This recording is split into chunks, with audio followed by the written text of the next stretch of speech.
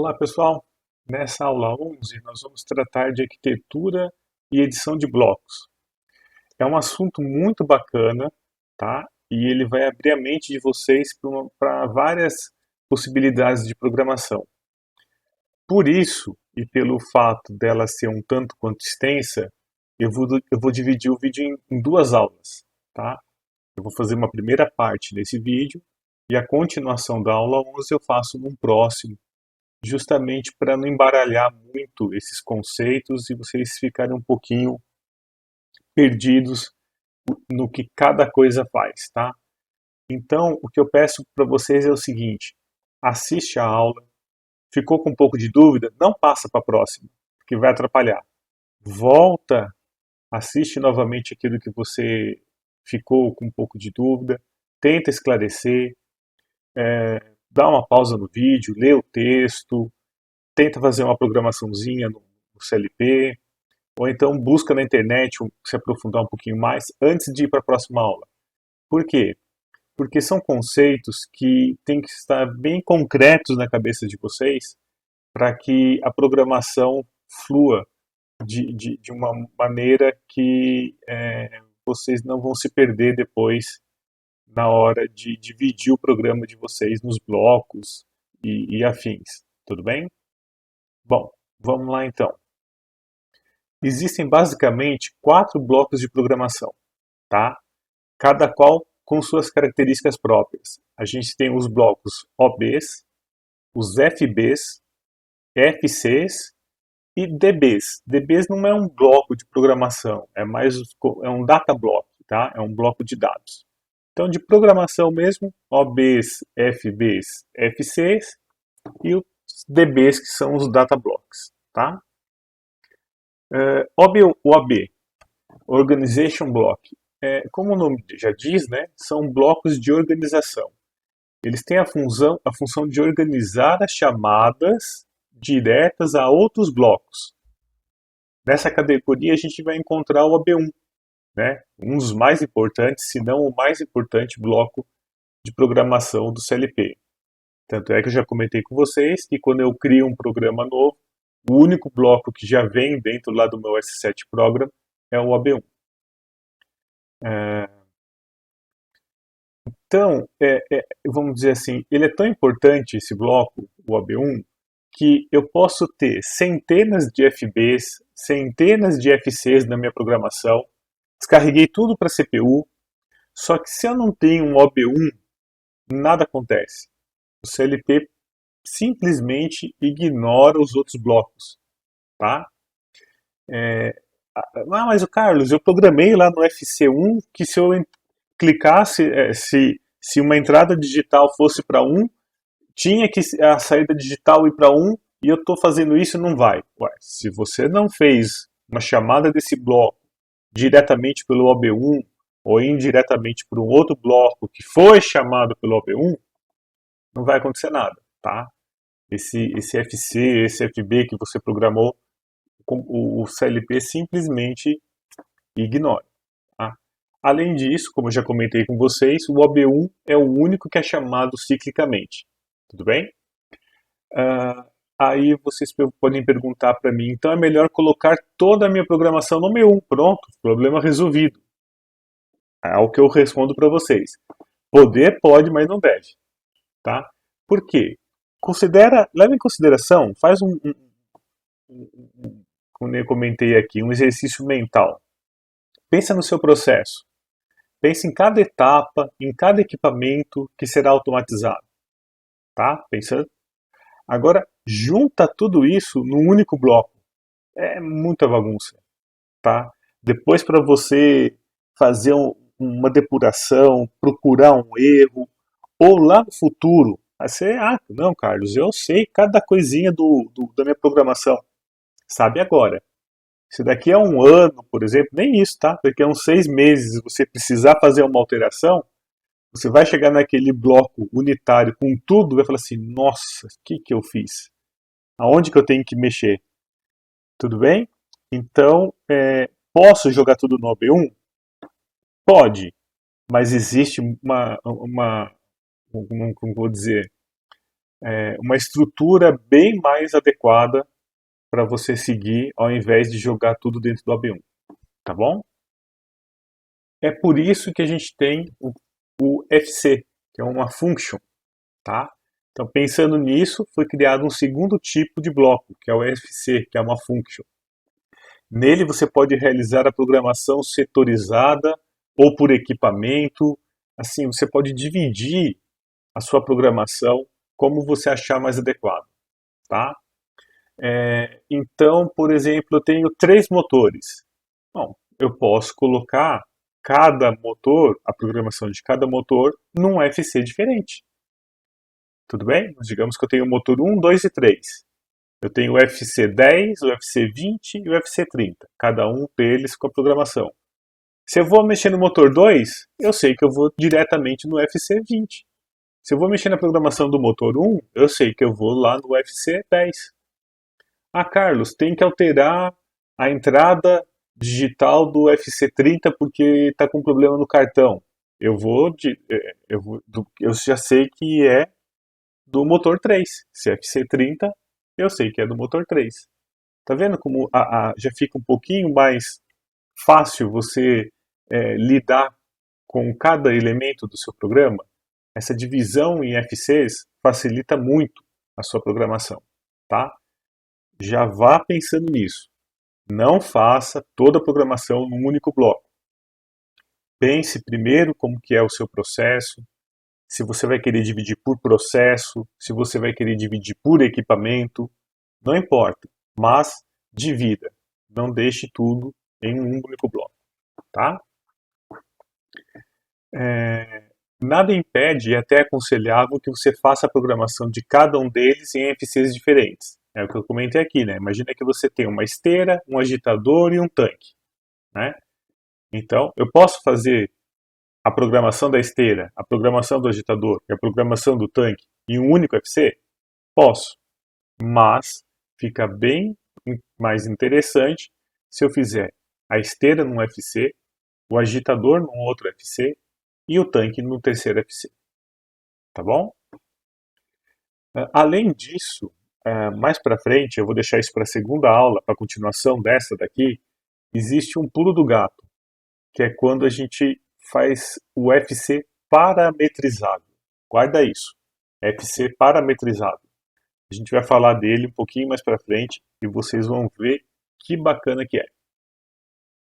Bom, tenho também um FB, que é um Function Block.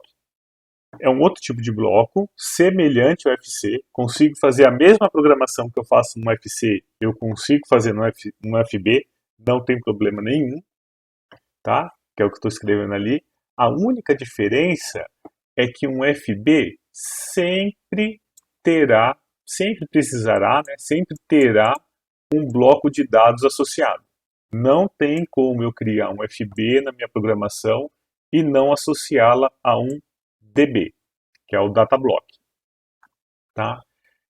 Em relação à programação, tanto o FC quanto o FB fazem a mesma programação, só que o FB precisa de um DB associado, tá? A gente chama de Instance Data Block. Então, eu tenho que ter um Instance DB para cada FB. Tudo bem? Legal. Bom, lá vem nós pro DB, o que é o Data Block, tá? O Data Block, ele não é um bloco de programação. É como eu estava comentando aqui, ele é uma área de memória que pode ser organizada para armazenamento de diversas informações do seu processo, ou para auxiliar FCs e FBs. Tá? O interessante dele é que ele é representado numa forma de tabela, assim como você tem no Excel. A gente vai ver um pouquinho mais para frente. Tá? O que facilita demais a visualização e a interface dele. Um DB ele pode ser genérico, quer dizer, ele pode ser acessado por qualquer bloco, tá? Ou então ele pode ser específico, ele pertence a um único bloco. Nesse último caso, ele recebe o nome de Instance Data Block, do mesmo jeito que eu falei aqui em cima, né? Se eu tenho um FB, ele vai ter um instance datablock associado. Se eu tenho um FC, eu posso, se eu quiser, lógico, acessar um DB que não esteja vinculado a um datablock, a um FB. Não tem problema algum, tá? É isso daí que que a gente chama de DB genérico. Tudo bem? Tá aqui o rostinho dele, a carinha dele, tá? Esse é o DB1.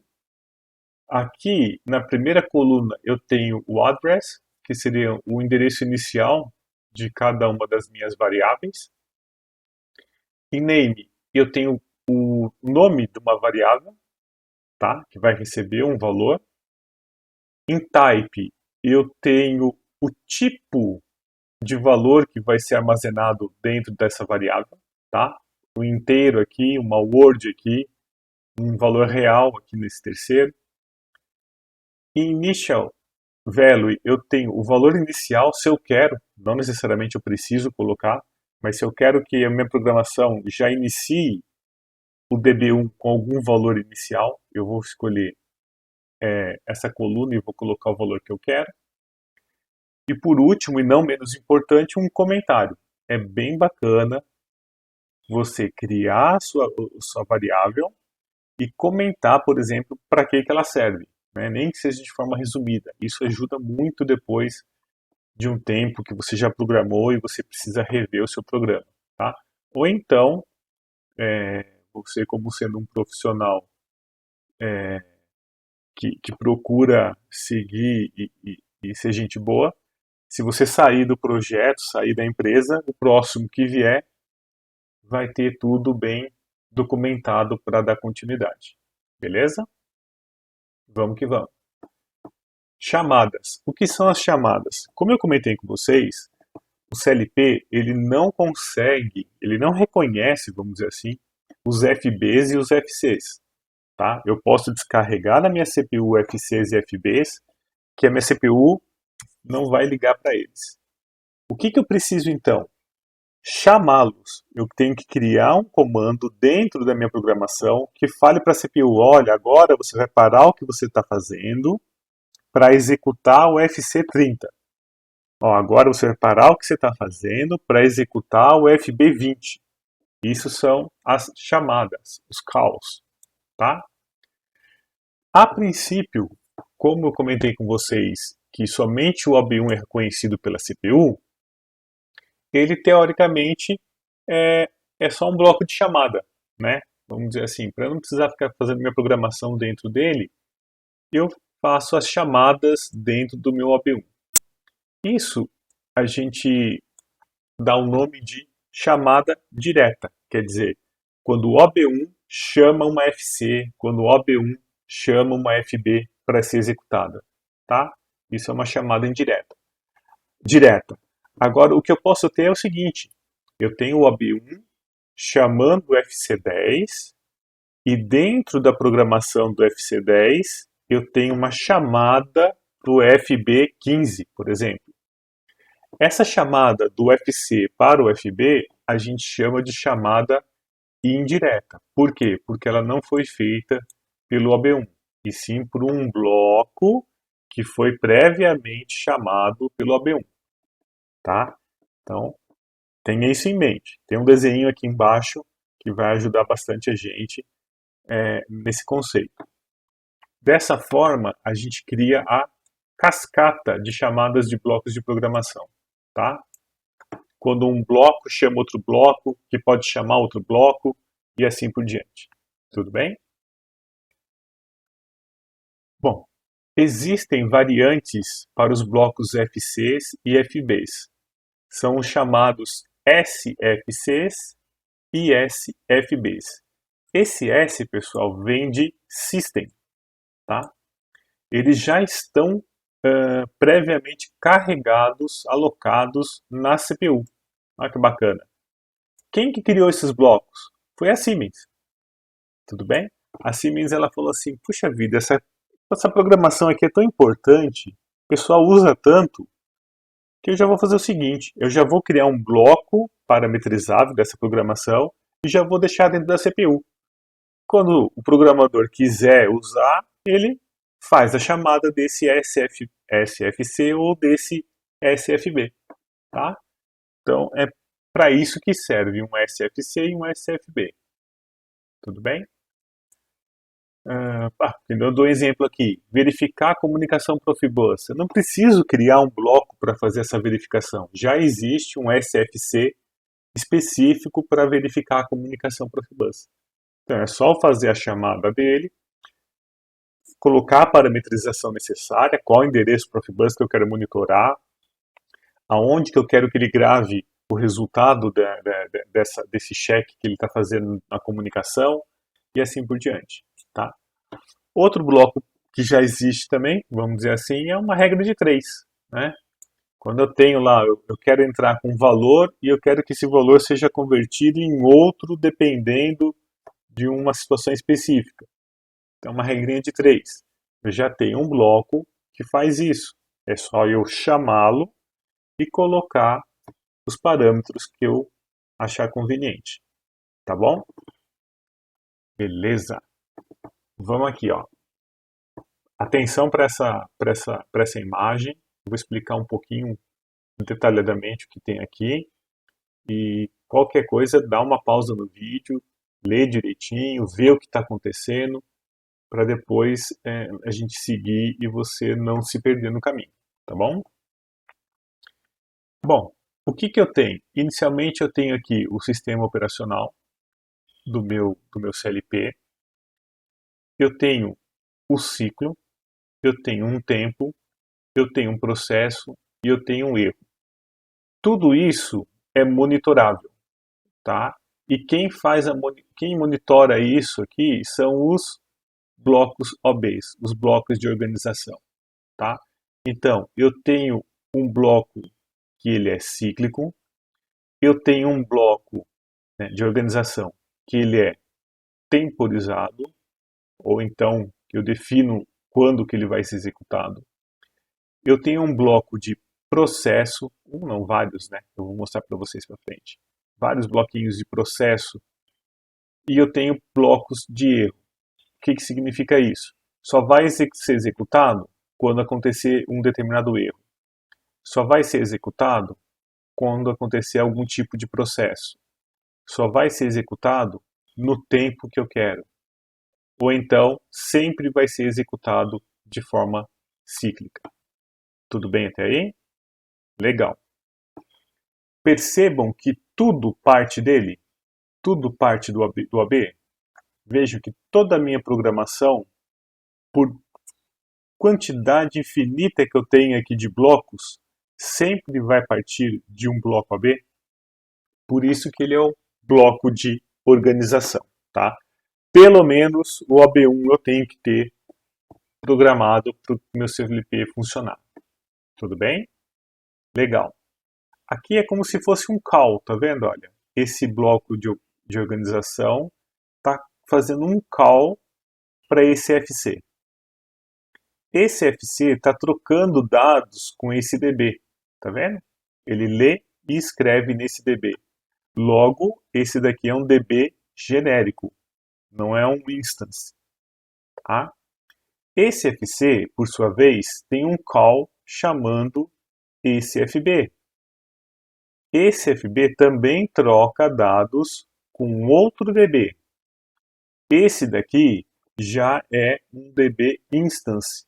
Como que eu sei disso? Tá vendo que tem aqui atrás? Olha, ele até mostra, olha, todo FB tem um DB instance, tá? Ao mesmo tempo, ele está dizendo que esse DB pode ser genérico, porque o DB também troca dados com o FB também troca dados com um DB genérico. Dentro desse FB, eu tenho uma chamada para esse SFC, tá? E dele não há chamada alguma. Então, veja, presta atenção em como que funciona essa programação, tá? Tá rodando o AB1, inicia minha CPU, começou a rodar, chegou nesse ponto, vai parar a programação do AB, Ele para de a programação dele aqui, chama esse FC, começa a executar esse FC. Chegou nesse ponto, ele para a programação desse FC e chama esse FB. Começa a executar a programação desse FB. Ele para nesse instante, chama a programação desse SFC, tá? Existe algum call dentro desse SFC? Não, não existe nenhum call. Então o que vai acontecer? Ele vai executar o SFC inteiro, tá? Chegou no final desse SFC, para onde que ele vai voltar? Imediatamente para a instrução abaixo do call, dentro desse FB. Continua a executar o FB. Finalizou esse FB, para onde que ele vai voltar? Imediatamente na instrução abaixo do call que o chamou. Então ele vem, executa esse FC. Finalizou esse FC, ele volta para onde? Para a instrução imediatamente abaixo daquela que o chamou, que era um call. Vai continuar a programação, executar a programação. Chegou nesse ponto, pessoal, tem outro call. Então ele para a execução do OB, vai para cá, executa esse FB até esse momento que ele encontra um novo call.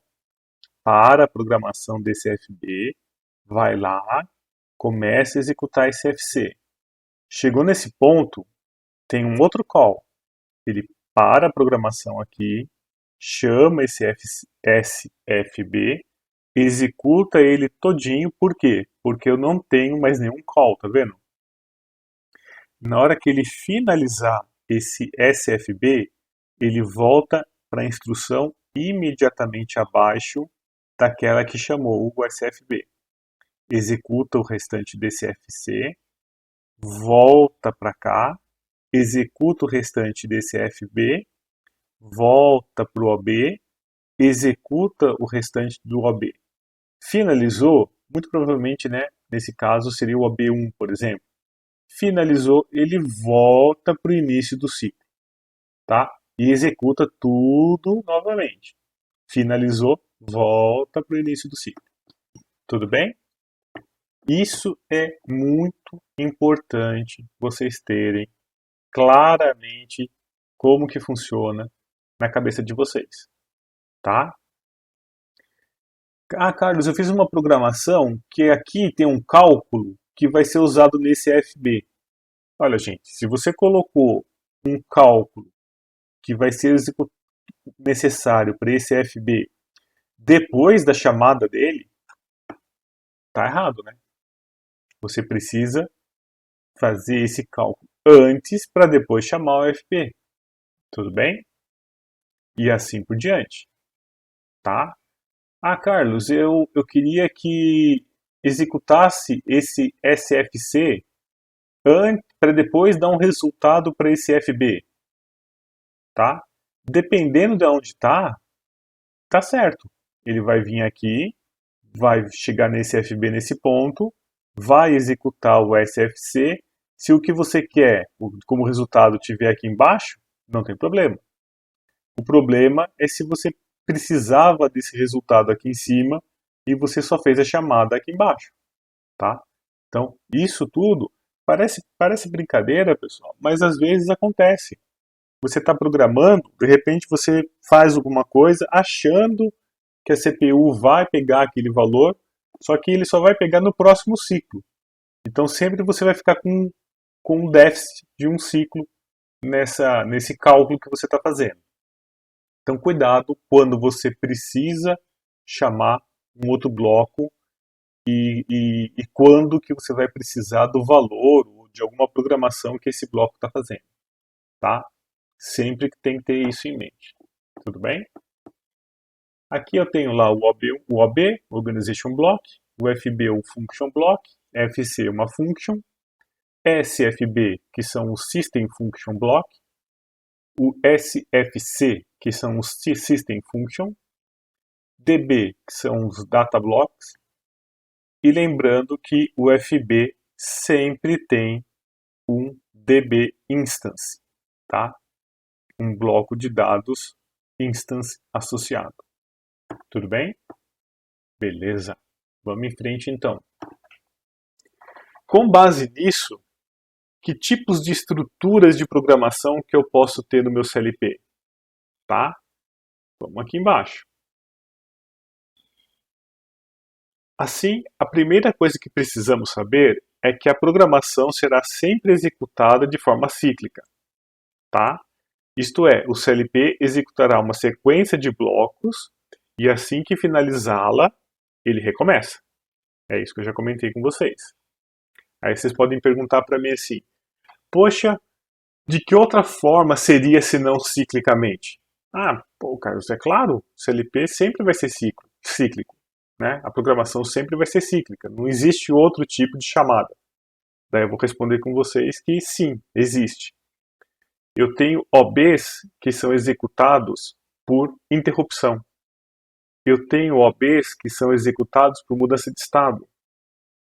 Eu tenho OBs que são executados numa determinada hora do dia. Então, não é cíclico, tá? É uma programação que ela é executada quando ocorre algum evento. Tudo bem? Mas, por enquanto, a gente vai se atentar ao fato de CLP executar a programação de forma cíclica. Tá? Pensem nisso por enquanto. Legal. O primeiro tipo de programação que eu tenho é o que a gente chama de programação linear.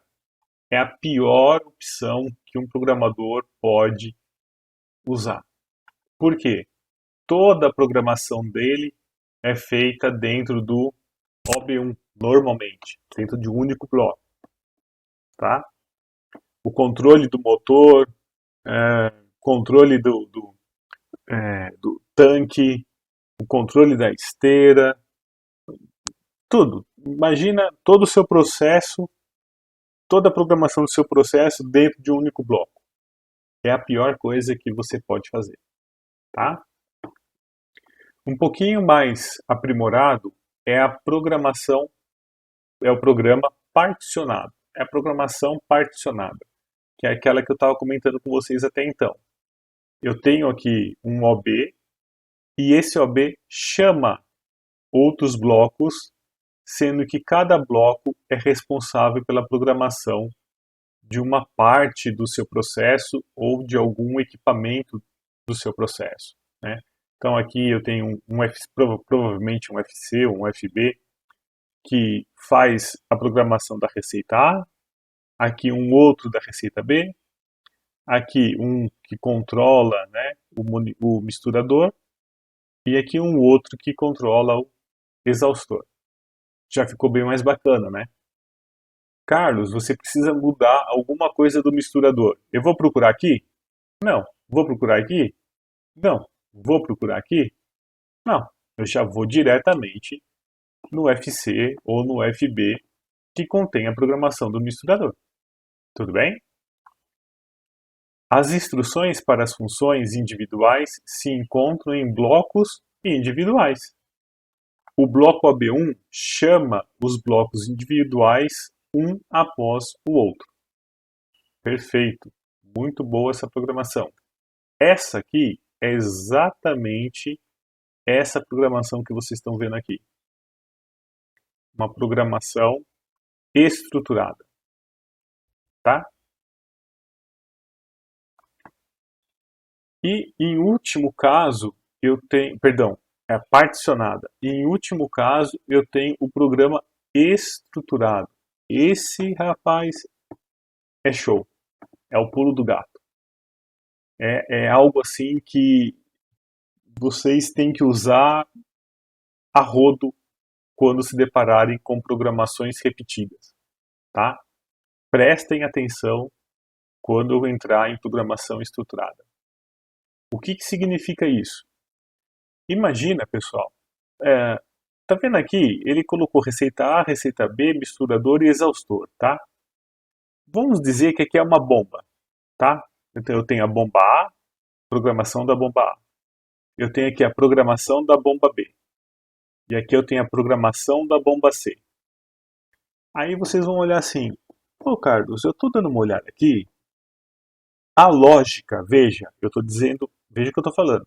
A lógica é a mesma para as três bombas. Ah, quando tiver nessa condição, assim, assim, assado, eu consigo ligar a bomba. Ah, quando acontecer isso, isso, aquilo, a bomba tem que ser desligada. E isso eu percebi que é igual tanto para a bomba A, quanto para a bomba B, quanto para a bomba C. Então, eu fiz uma programação num FC, vamos dizer, né, num FC para a bomba A, uma programação para a bomba B, num outro FC, e a programação para a bomba C num outro FC.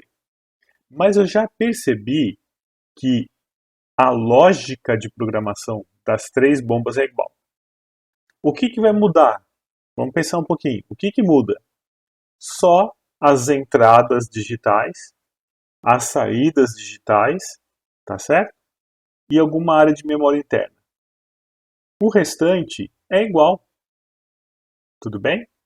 Então, digamos que para a bomba A eu tenha o I 0.0, para a bomba B o I 0.1, para a bomba C o I 0.2. Então, a minha lógica é a mesma, só que quando eu preciso dessa entrada, cada um vai ser uma entrada diferente. Entenderam até aqui? Isso é importante.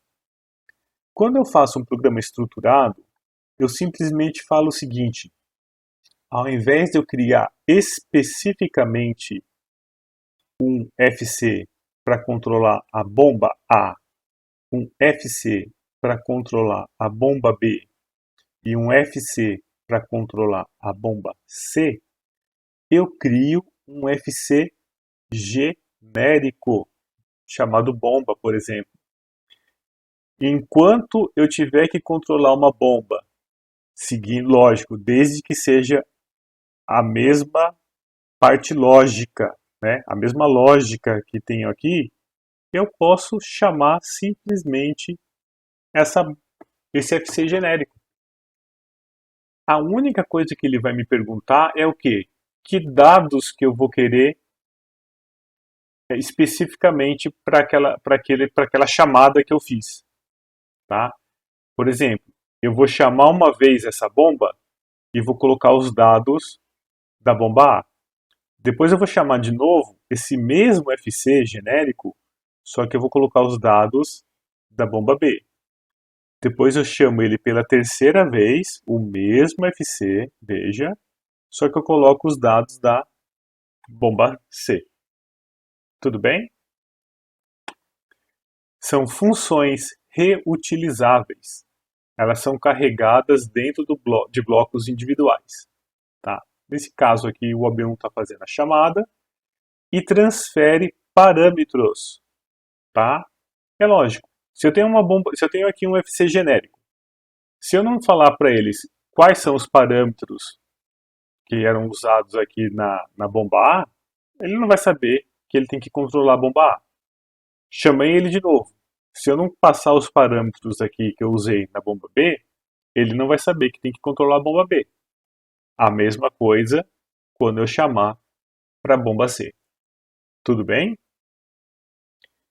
Eu fico feliz se vocês já entenderam essa parte e já vão fazer a programação particionada, tá? Já é um ótimo começo para vocês. Esqueçam isso. Esqueçam a programação linear, por favor, tá? E quando vocês se depararem com algo do tipo, a lógica desse carinha é a mesma lógica desse, que é a mesma lógica desse, lembra do estruturado. Tudo bem? Não é difícil de fazer. A gente vai fazer um exemplo aqui embaixo. Vocês vão perceber que é simples e é uma mão na roda sensacional. Tá? Vamos lá, agora, resuminho, né? Programa linear. Quando colocamos toda a nossa programação no OB1, por exemplo, estaremos fazendo a chamada programação linear. Como argumentei no início, evite essa prática. Programa particionado. Utilizando o princípio de dividir a lógica em setores, áreas ou por equipamento, você deixará sua programação mais fácil de ser entendida, alterada e comissionada. Muito bom isso. Nesse caso, você vai utilizar FCs, FBs, DBs para separar a sua programação por área, setor ou equipamento. Tudo bem? E agora o pulo do gato que eu falei para vocês, do programa estruturado. Imagina que você tem 3 bombas, A, B e C. Tá? Você fez a programação da bomba A no FC10, da bomba B no FC20, da bomba C no FC30. Tudo bem? Aí você olhou e falou assim, caramba, a programação é a mesma, a lógica, né? Só muda o quê? Os endereços das entradas e saídas digitais, das áreas de memória, dos contadores, temporizadores, tá? Então, eu preciso realmente gastar 3 FCs, né? E deixá-los específicos, sendo que a lógica é a mesma? A gente já viu aqui em cima que não. Eu vou criar um FC, um FB parametrizável, genérico, e depois eu só passo as informações específicas de cada bomba ou de cada equipamento, tá? Bom, pessoal, eu vou encerrar essa primeira parte da aula aqui, tá? Teve bastante conceito para cima. Na próxima aula, a gente vai entrar nessa programação estruturada, mas antes de eu entrar na programação estruturada, eu vou iniciar esse conceito de como que eu faço uma programação em ladder. Tudo bem? Então, até a próxima aula. Valeu!